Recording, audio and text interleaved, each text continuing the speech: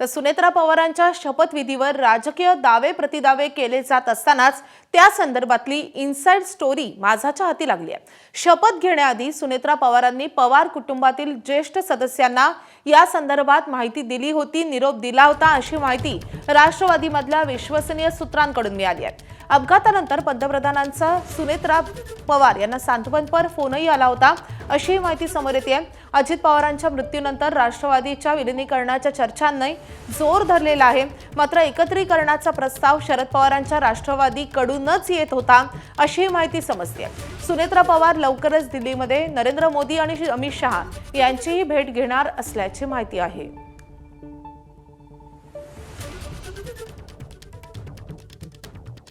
तर शपथविधीच्या मागची inside story नेमकी काय आपण ग्राफिक्सच्या माध्यमातून पाहूयात। महत्त्वाचे मुद्दे आपण पाहतोय। शपथविधी आधी कुटुंबातल्या ज्येष्ठ सदस्यांना सुनेत्रा पवार यांनी निरोप दिल्याचं कळतंय। दोन्ही राष्ट्रवादीच्या एकत्रीकरणाचा प्रस्ताव शरद पवारांच्या राष्ट्रवादीकडूनच आला होता अशी माहिती राष्ट्रवादीमधल्या सूत्रांनी दिली आहे।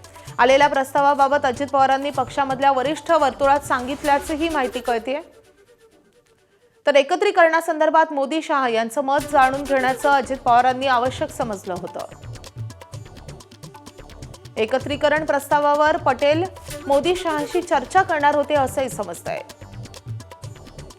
तर भविष्यातील सर्व निर्णय सुनेत्रा पवार आणि राष्ट्रवादीमधले वरिष्ठ नेते घेणार आहेत।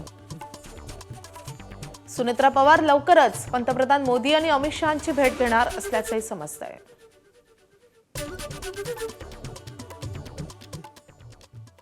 तर सुनेत्रा पवार यांच्या उपमुख्यमंत्री पदाच्या शपथविधीवर शरद पवार यांनी भाष्य केलंय।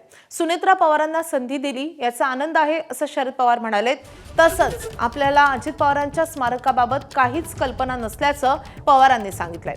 तसंच दोन्ही राष्ट्रवादीच्या विलीनीकरणाच्या चर्चा मुख्यमंत्री देवेंद्र फडणवीसांनी फेटाळून लावल्या होत्या, त्यावर शरद पवारांनी उत्तर दिलंय।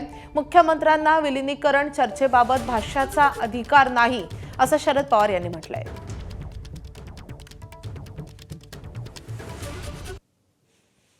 साहेब, सुनेत्रा वहिनींचा शपथविधी झाला, त्या संदर्भात आपल्याला सध्या परिस्थिती काय भावना आहे? कारण ज्या दिवशी आनंद आहे, संधी दिली आनंद।